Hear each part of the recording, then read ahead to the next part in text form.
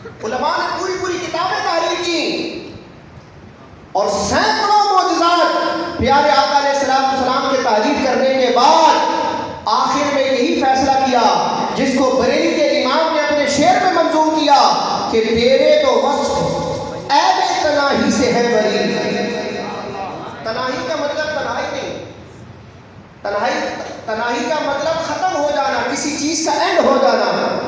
دیکھیں دنیا میں اگر کسی کے پاس کوئی ڈگری ہو، کچھ علوم و فنون سے پڑھے ہو، بڑا ماہر ہو، اور جب اس کے فنون اور اس کے کمالات کی گنتی کروائی جائے کہ حضرت کو یہ بھی آتا ہے، حضرت کو یہ بھی آتا ہے، حضرت نے یہ فن بھی سیکھا ہے، اس فن میں بھی اسپیشلسٹ ہے، گنتے چلے جائیں گے، ایک وقت آئے گا کہ کمالات ختم ہو جائیں گے۔ اور مخلوق میں کسی کے کمالات کا ختم ہو جانا یہ بھی ایک عیب ہوتا ہے۔ اتنا بڑا کمال، اتنی بڑی ڈگری، اتنا بڑا فن، لیکن ایک وقت آتا ہے کہ بس ختم۔ تو کسی کے اوصاف کا ختم ہو جانا بھی عیب ہے۔ اعلیٰ حضرت فرماتے یا رسول اللہ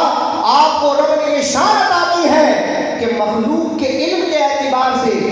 ورنہ رب تو جانتا ہے کہ میں نے اپنے محبوب کو کتنی شان عطا کی ہے، مخلوق کے علم کے اعتبار سے یا رسول اللہ آپ کے اوصاف اتنے ہیں جو ختم ہونے کے عیب سے بھی پاک ہیں۔ تیرے تو بس عیب تناہی سے ہے بری، حیران ہوں میرے شاہ میں کیا کیا کہوں تجھے، کہہ لے کہ سب کچھ ان کے ثنا خاں کی خاموشی،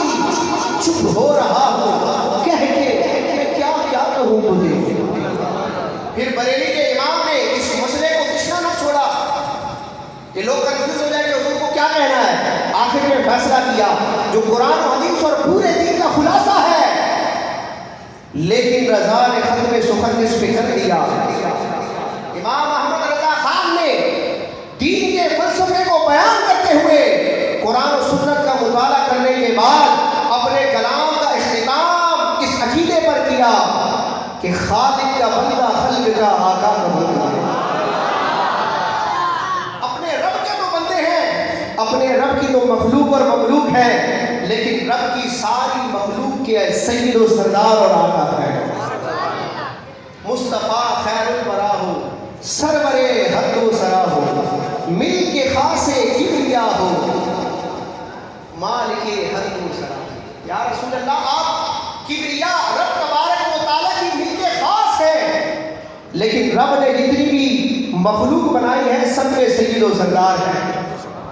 رب کے مملوک ہیں اور رب کی مخلوقات کے مالک ہیں۔ مل کے خاص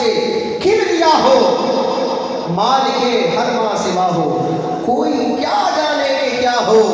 عقل آدم سے ورا ہو۔